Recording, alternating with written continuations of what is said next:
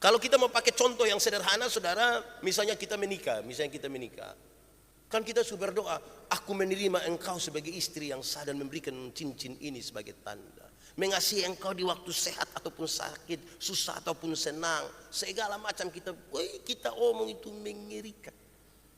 Karena kita memulai bersama-sama dengan Tuhan. Dalam perjalanannya apakah kita bisa mengakhiri bersama dengan berat? Karena Tuhan izinkan ada pertengkaran.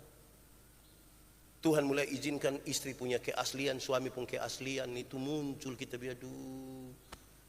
Kalau itu hari beta tahu papa begini, mungkin kita dua nikah lebih cepat. Memulai sama-sama dengan Tuhan cukup berat untuk kita mengakhirinya dengan Tuhan.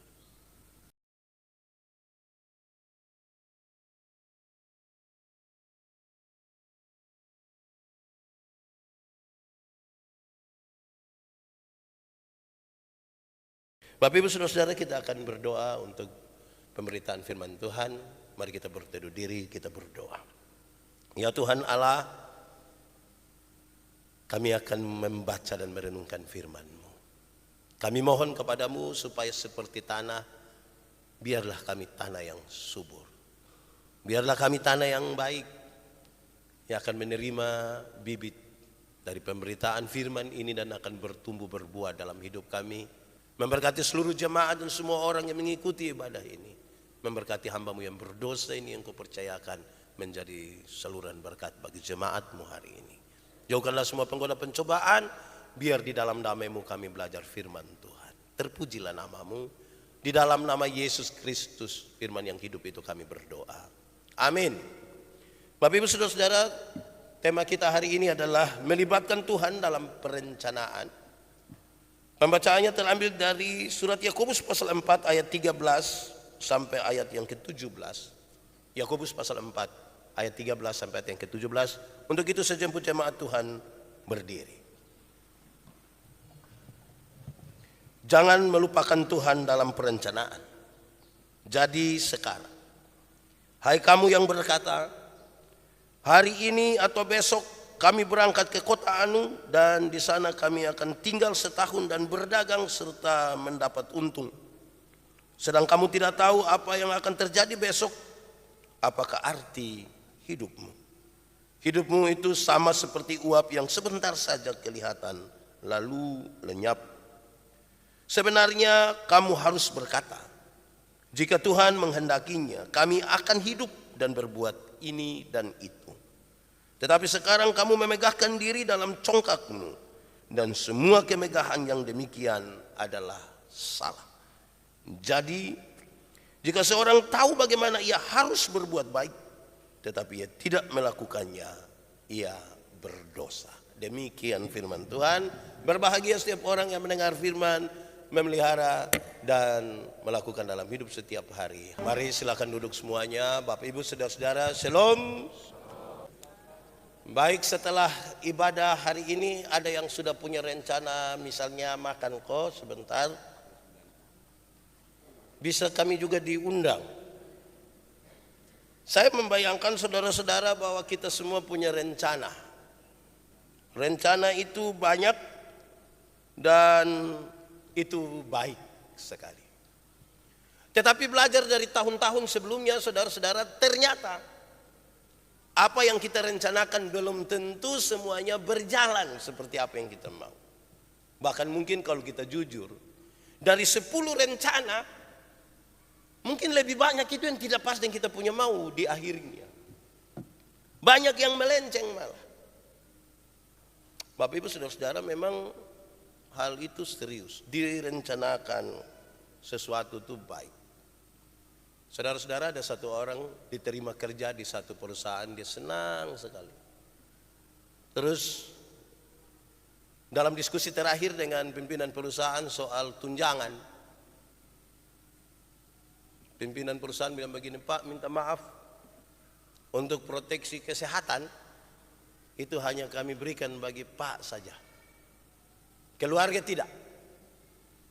Ini orang marah ini.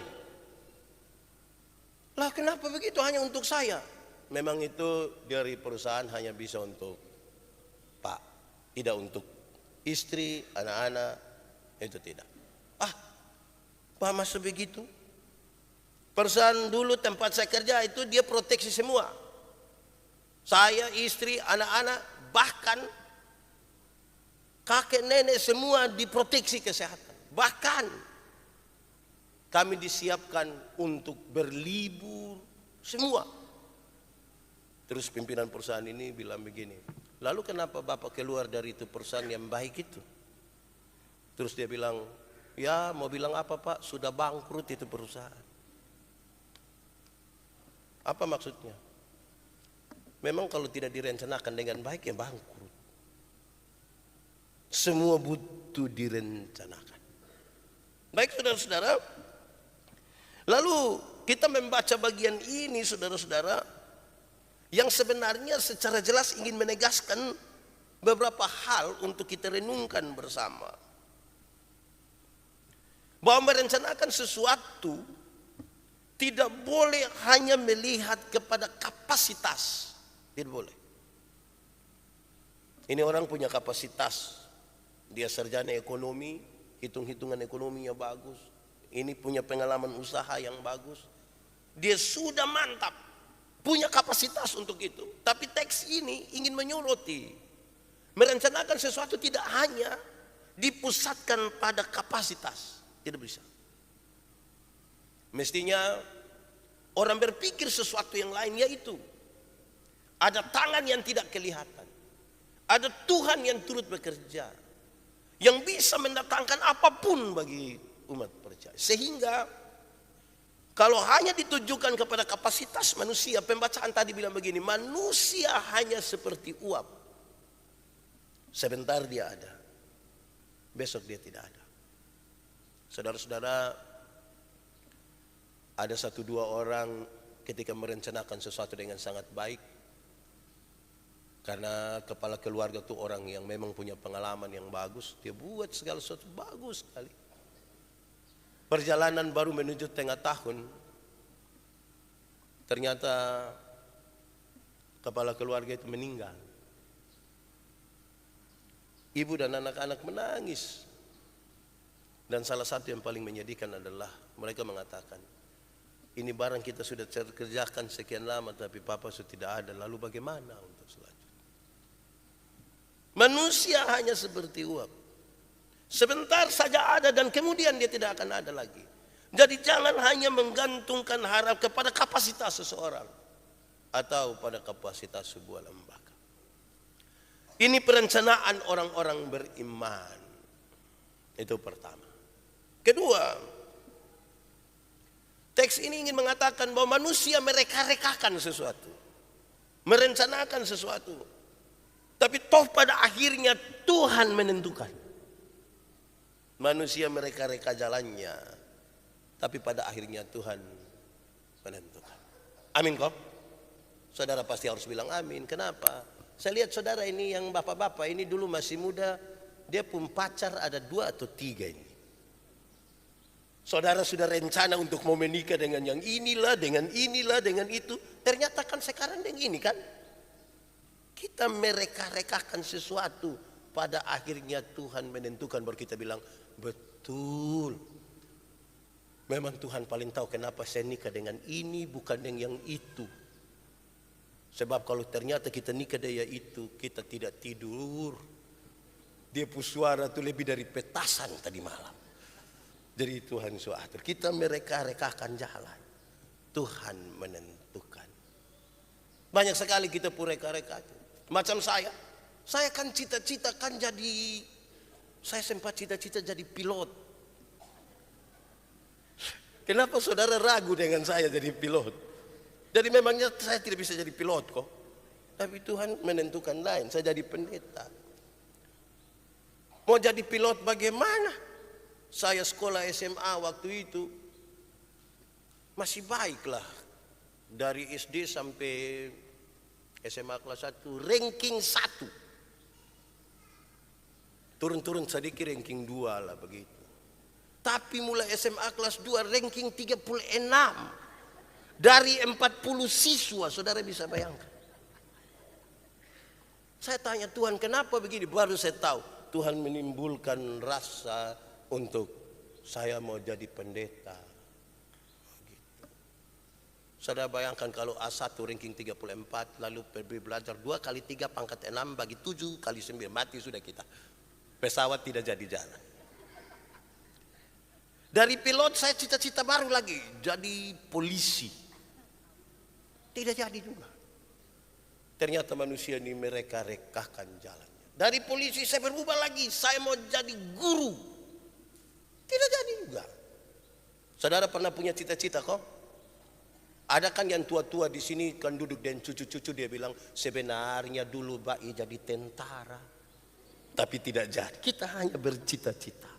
Pada akhirnya Tuhan menentukan. Ketiga, pembacaan tadi menyuruti dengan baik bahwa ternyata saudara camkan ini baik-baik. Orang sombong tidak akan pernah mengandalkan Tuhan dalam perencanaan. Orang sombong tidak akan merencanakan bersama-sama dengan Tuhan dalam perencanaan. Dia mengandalkan kekuatannya, dia mengandalkan pengalamannya. Dia pasti tidak sukses. Pendeta ngomong yang baik-baik. Ada kami punya orang itu dia tidak tahu gereja tapi dia sukses sekali. Jemaat yang dikasihi Tuhan, kesuksesan yang disampaikan itu 2. Ada kesuksesan yang kelihatan yang bisa disentuh, bisa diraba. Ada kesuksesan spiritual. Kesuksesan yang bisa disentuh itu misalnya dulu miskin sekarang kaya. Dulu tidak ada rumah sekarang rumah bagus. Dulu tidak ada pengikut sekarang pengikut banyak. Dulu jalan kaki sekarang naik oto, Grab. Kita anggap sukses. Tapi kesuksesan itu semua bisa direkayasa. Bisa direkayasa. Ada kesuksesan kedua yaitu kesuksesan spiritual. Kesuksesan batinia. Di kesuksesan batinia itu saudara, di sini ada kejujuran, di sini ada kejujuran. Orang lihat kita rumah yang bagus dong kepingin foto-foto di situ. Aduh Pak, rumah terlalu bagus. Iya, yang dia lihat itu dia tidak tahu yang kita urusan dan petugas koperasi itu dia tidak tahu. Di sini ada kejujuran. Di sini ada pengakuan dosa. Kesuksesan spiritual itu ada pengakuan dosa. Kita bisa menahan diri untuk semua dosa yang kelihatan, tetapi yang tidak kelihatan kita tidak bisa menahan diri. Dan disinilah tempatnya. Di sini juga kesuksesan spiritual itu saudara benteng paling terakhir ketika orang berhadapan dengan godaan demi godaan. Karena apa? Dalam perencanaan itu ada godaan banyak sekali. Kita berjalan begini, satu datang bilang, yang ini Pak. Yang satu itu. Ini benteng. Mari kita jujur, waktu, tenaga, uang, kesempatan, talenta. Lebih banyak kita pakai untuk kesuksesannya mana? Yang kelihatan, yang bisa disentuh, yang bisa direkayasa. Karena itu dia bilang begini, orang yang sombong tidak akan melibatkan Tuhan dalam perencanaan. Dan sekali ketika dia gagal, dia tidak akan lagi melihat ada tangan Tuhan yang turut bekerja untuk membangkitkan dia kembali. Karena sejak awal dia tidak pernah mengandalkan Tuhan untuk itu. Bapak Ibu Saudara-saudara, lalu pesannya bagi kita itu apa? Sebelum masuk pada pesan ini, saya ingat satu kisah kecil. Ada satu anak, dia pun bapak itu ada satu pak dilantik jadi lurah. Orang bikin syukuran. Woi, waktu bikin syukuran ini orang banyak datang. Kebiasaan kita ini kan orang datang bawa amplop toh, kasih amplop di Bapak Lurah ini. Bapak Lurah senang sekali, dia istri senang. Orang-orang belum pulang semua, Bapak tua dan Bapak tua masuk di dalam kamar, kok hitung-hitung ini pendapatan dong, berapa hitung-hitung begini. Tiba-tiba dong anak laki-laki umur 5 tahun datang masuk di situ, lihat dia punya bapak mama ada buka-buka amplop ini, hitung. Ini anak menangis, dia marah. Nak, kenapa menangis? Kenapa marah? Bukankah bapak jadi lurah? Bukankah karena syukuran ini kita dapat banyak amplop? Ini anak tambah menangis lagi. Dia lari keluar, dia pun mama kejar dia. Adek kenapa begitu? Adek tidak suka begini. Kenapa? Kalau memang mau seperti ini, Bapak jangan jadi lurah. Supaya dapat amplop banyak, lebih baik Bapak kerja di kantor pos. Amplop lebih banyak. Dia pun mama bilang, adek memang tidak mengerti. Di pos itu antar surat, ini ada isi sesuatu. Adek belum mengerti. Saudara, memang kadang-kadang kita seperti anak-anak. Kita belum mengerti. Yang kita lihat jumlah amplop, kita tidak melihat isinya. Tuhan yang tahu, Tuhan yang mengerti. Mari kita renungkan satu dua pesan ini. Satu, saudara-saudara, Pak Pendeta Meki pernah bilang kepada saya dalam satu dua proses yang berat di akhir tahun 2023. Pak Pendeta Meki bilang kepada saya, dia bilang begini, Pendeta Yandi, memulai sesuatu bersama-sama dengan Tuhan sangat berat. Sangat berat untuk kita mengakhirinya bersama-sama dengan Tuhan. Memulai sesuatu bersama-sama dengan Tuhan itu sangat berat untuk kita mengakhirinya juga bersama-sama dengan Tuhan. Karena dalam perjalanan memulai dengan Tuhan itu dia mengizinkan banyak sekali kendala, banyak sekali masalah, banyak sekali hal. Yang ketika kita mau mengambil keputusan untuk mengakhirinya bersama-sama dengan Tuhan itu susah. Coba saudara ingat 2023, waktu hari yang sama seperti hari ini di 1 Januari, saudara berdoa untuk memulai rencana di tahun baru 2023 itu bersama dengan Tuhan. Apakah memang saudara mengakhirinya juga bersama dengan Tuhan di setiap rencana? Sulit. Berkali-kali kalimat ini saya bilang di banyak tempat. Pak Pendeta izin saya pakai terus yang kalimat Pak Pendeta.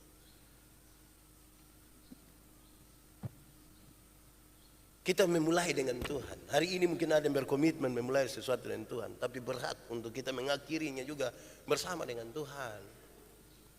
Kalau kita mau pakai contoh yang sederhana, saudara, misalnya kita menikah. Kan kita sudah berdoa, aku menerima engkau sebagai istri yang sah dan memberikan cincin ini sebagai tanda. Mengasihi engkau di waktu sehat ataupun sakit, susah ataupun senang. Segala macam kita omong itu mengerikan. Karena kita memulai bersama-sama dengan Tuhan. Dalam perjalanannya apakah kita bisa mengakhiri bersama dengan Tuhan? Berat. Karena Tuhan izinkan ada pertengkaran. Tuhan mulai izinkan istri punya keaslian, suami pun keaslian. Itu muncul kita aduh. Kalau itu hari beta tahu papa begini, mungkin kita dua nikah lebih cepat. Memulai sama-sama dengan Tuhan cukup berat untuk kita mengakhirinya dengan Tuhan. Karena Tuhan izinkan banyak hal terjadi tuh. Hal yang kadang-kadang sulit dan bikin kita kecewa dengan banyak hal yang terjadi di depan kita. Tapi kita mau bilang apa? Kita sudah mulai dengan Tuhan.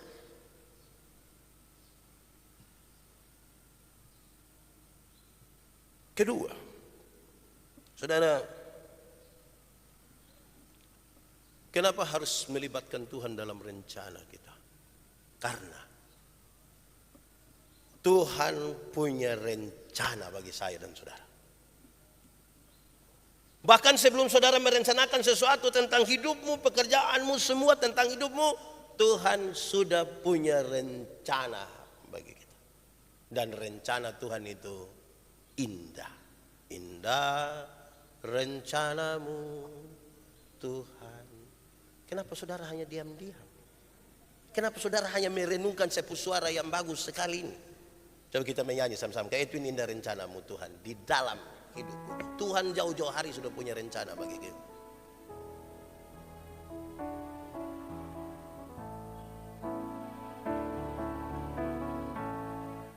Indah rencanamu Tuhan di dalam hidupku. Kita berencana, Tuhan sudah punya rencana buat Yandi, buat Konelson, buat Kopau, buat Janet, buat Ibu Joy. Kita semua Tuhan sudah punya rencana. Jangan sampai kita merencanakan sesuatu, yang di luar dari yang Tuhan sudah rencanakan buat kita. Dalam perjalanannya tadi, dulu ku tak tahu, kita tidak tahu. Tapi karena berjalan bersama-sama dengan Tuhan, baru kita bilang, tapi ku mengerti sekarang. Misalnya saudara rencana dengan saya, terus saudara jalan dengan Cornelson. Bagaimana saudara bisa mengerti saya rencana? Jalan dengan saya. Baru ternyata toh jauh-jauh hari Tuhan sudah punya rencana. Dan rencana itu rencana yang baik.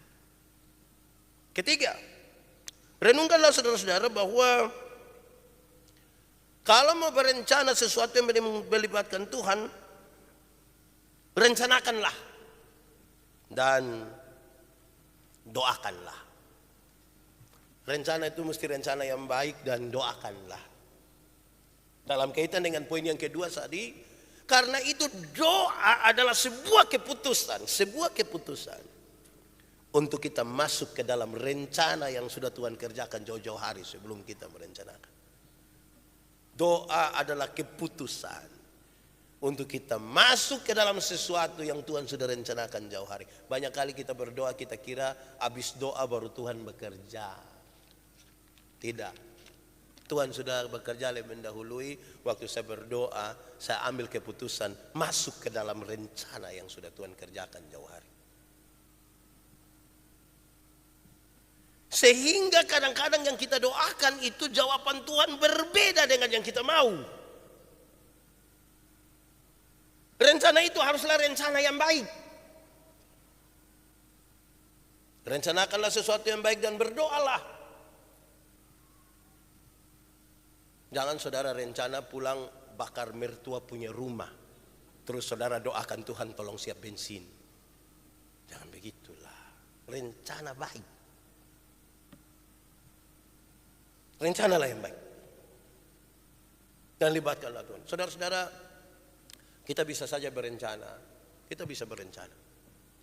Saya setiap 6 bulan sekali harus periksa kesehatan lengkap. Kita bisa rencana begitu.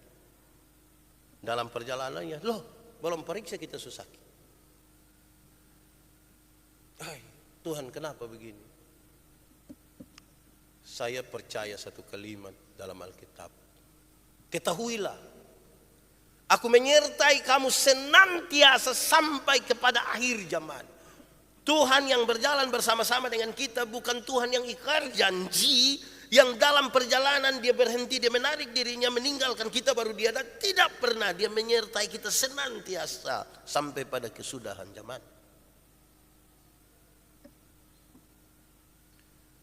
Tuhan itulah kemudian menolong kita dalam perjalanan hidup, di mana ketika kita merencanakan sesuatu dan ternyata tidak pas yang kita punya mau. Kenapa tadi? Kan dia sudah punya rencana. Kita berdoa ambil keputusan untuk masuk di dalam rencananya, baru kita mengerti. Bukan. Karena itu banyak yang kita doakan tidak pas. Kesulitan kita hari ini adalah banyak orang rindu berdoa, langsung Tuhan jawab seperti yang dia mau. Akhirnya banyak orang meragukan kehadiran Tuhan di dalam hidupnya. Kalau Tuhan ada, kenapa dia biarkan saya begini? Kalau Tuhan ada, kenapa saya susah? Kalau Tuhan ada, kenapa dia biarkan saya menangis? Saya pernah punya kisah yang saya bilang pada saudara. Tahun 2002 ketika ipar saya meninggal, saya sedih sekali karena anaknya masih umur 3 tahun dan 10 bulan. Dalam perjalanan menuju pelabuhan di Kalabahi untuk datang ke Kupang, saya protes Tuhan habis-habisan. Tuhan kenapa? Tuhan tidak tahu kok. Tuhan izinkan ada sebuah pengalaman yang saya lihat. Ada anak kecil main di rumah tetangga, sudah 6:30 malam, waktu itu dia punya papa datang, adek pulang. Ini anak tidak mau. Adek pulang. Ini anak tidak mau. Ini anak hanya mau pulang kalau dia bawa mainan dari rumah sebelah. Lalu apa yang dia papa lakukan? Dia papa rampas ini mainan, buang di situ, ambil ini anak, bawa pulang. Ini anak menangis sejadi-jadi. Waktu melihat keadaan itu saya bertanya dalam hati saya, ini orang tua sayang anak atau tidak ini? Saya tanya saudara, ini orang tua sayang dia punya anak atau tidak? Kalau saudara bilang orang tua sayang anak, lalu kenapa biarkan anak menangis? Kenapa biarkan ini anak bersedih? Kenapa? Karena ada hal yang itu anak tidak tahu, tapi dia punya papa tahu.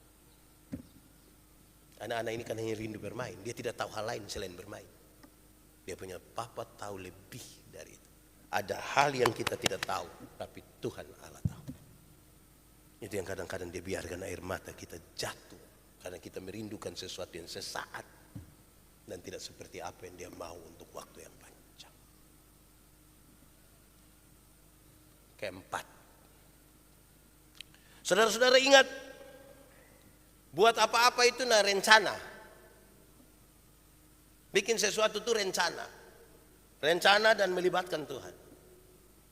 Jangan tidak buat apa-apa tapi langsung mau jadi. Jangan juga. Merencanakan sesuatu itu lebih baik daripada tidak pernah merencanakan sesuatu. Rencanakanlah. Jangan sampai saudara tidur-tidur begini, tidur, buka mata. Yuk mama berangkat Singapura. Langsung dia pu istri bilang, iya, lu pun nenek yang di Singapura. Itu pesawat mbak ibunya. Direncanakan. Jangan kaget-kaget. Orang yang bahasa bijak tentang rencana, dia bilang apa? Orang yang rencana itu dia telah gagal apa kok begitu. Saudara lebih tahu lah. Tapi kalau kita tidak merencanakan sesuatu, kita sudah gagal lebih duluan. Rencana saudara duduk-duduk dipikir rencana apa? Rencana sudah Bagi yang muda-muda mau menikah rencana. Jangan hanya bilang, Pak Pendeta coba kalau tiba-tiba. Jangan, rencana. Tapi jangan rencana jahat rencana baik-baik. Dalam kaitan dengan itu saudara, yang keempat, yang kelima terakhir saya ingin bilang pada kita saudara, karena itu rencana itu bukan hayalan. Rencana dengan menghayal itu dua hal yang beda. Rencana berkaitan dengan sesuatu yang kita siasati dengan baik. Begini. Tuhan memang turut bekerja dalam apa yang kita rencanakan. Saya bilang kepada anak muda yang belum menikah, saya bilang begini, yang bagian Tuhan nanti Tuhan kerjakan, bagian kamu kerjakan. Misalnya kalau kamu rindu menikah, kamu punya tugas tuh kalau ada laki-laki mau, saudara bilang, iya, boleh. Silahkan ke rumah ketemu orang tua. Gitu. Jangan saudara meyakini sekali bahwa Tuhan sudah siapkan, terus tiba-tiba ada laki-laki datang bilang, saya suka sekali, terus minta maaf, Tuhan sudah atur semuanya, Tuhan sudah tidak bisa. Yang bagian kita laksanakan, itu yang pernah merencana. Rencana itu bukan hayalan. Rencana itu sebuah tindakan. Karena banyak orang hanya merencanakan tapi tidak melakukan juga. Sudah rencana saja belum melakukan, itu masalah. Apalagi hanya menghayal dan tidak merencanakan.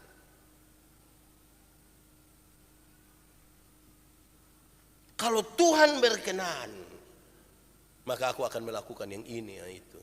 Dia punya kaitan semua dengan doa kita, iman kita, semuanya. Tuhan sangat luar biasa.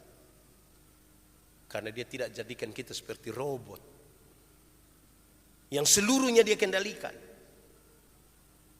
Itu robot yang terbaru, dong bisa jalan-jalan kopi cas diri sendiri.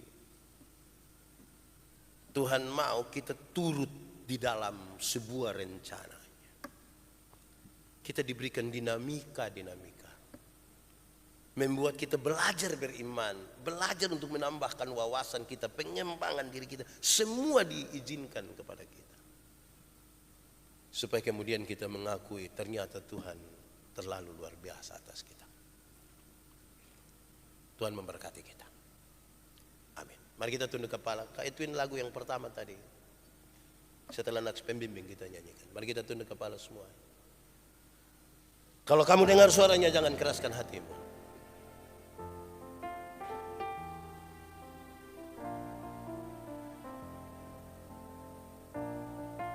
Nikmati saja 1-2 menit bersama dengan Tuhan. Dan kita percaya rencana. Kami tahu yang terbaik itu Tuhan rencanakan bagi kami. Kami tahu kalau dalam perjalanannya ada kerusakan, Tuhan menolong kami memperbaikinya. Tuhan Engkau sangat baik, tidak membiarkan kami ada dalam pengembaraan tanpa arah, tanpa rencana.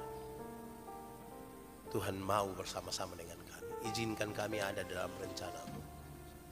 Karena semua yang terindah, yang terbaik itulah Tuhan ada. Kadang-kadang ada air mata, kadang-kadang ada tawa. Tapi kami pastikan satu hal bersama Tuhan.